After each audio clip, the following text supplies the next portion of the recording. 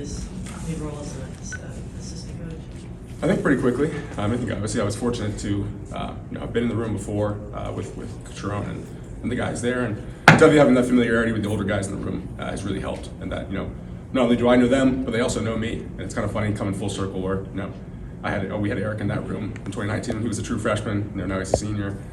Luke Schoonmaker was a freshman. Now he's a redshirt senior. So it feels like it's kind of coming full circle, but it hasn't been too bad of an adjustment. So I think it's gone pretty smooth so far, and that's a lot of that credit's due to the guys in that room.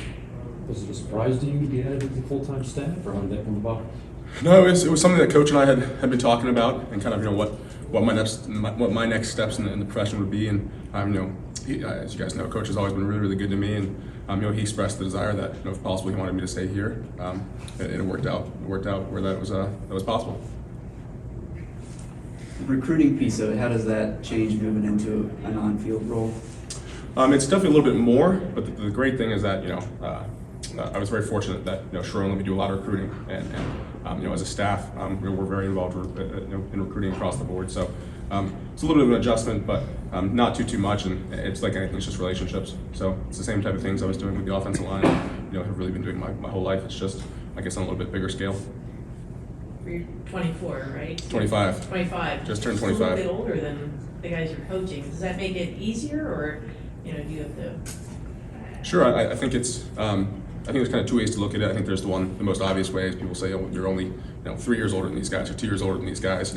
How could you command their respect or something along those lines? And I think again that it goes down to the maturity of those guys in the room, and also that we had that relationship before where it wasn't some kind of stranger coming off the street and being expected to coach them. But those guys kind of knew who I was as a person, knew how I coached. So there was that familiarity there. I think the flip side, though, is that I'm able to have a really good relationship with those guys and really empathize with them. Know what it's like to not just be a college football player in the last decade, but also at this university. So I think there's some credibility there, and again, a large part of it's just due to Coach Harbaugh and the staff that he's put together, and then also the guys in that room. You mentioned Coach Moore a few times already. How much have you leaned on him? Just how closely are you working with him on a day-to-day basis? Oh, a ton. I mean, it's really kind of no different from what it was in the past. I'm just in a different role.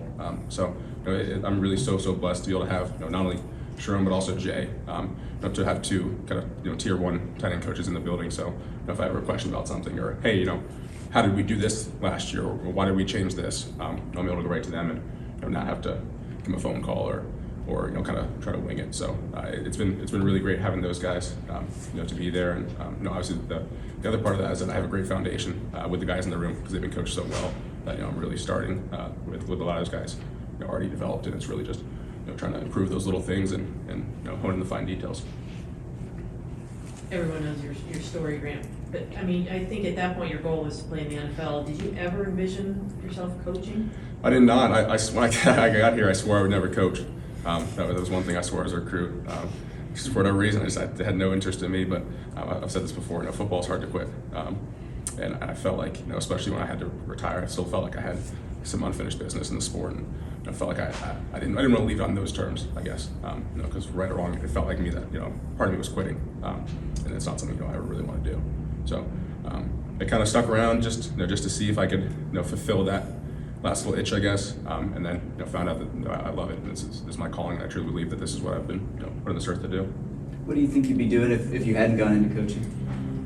Looking for a job, trying to do something. I tried my hand at the whole public policy thing, and a lot of respect for the people who do that in that field, but it just wasn't for me. I really kind of was fortunate to be able to have that experience here and be at Michigan and be around the Ford School and all the great professors and classmates I had there, and to kind of confirm to me that, hey, this is an awesome opportunity up there, and there's a lot of great professions in that industry, but at the same time, just confirmed for me that coaching is what I'm meant to do.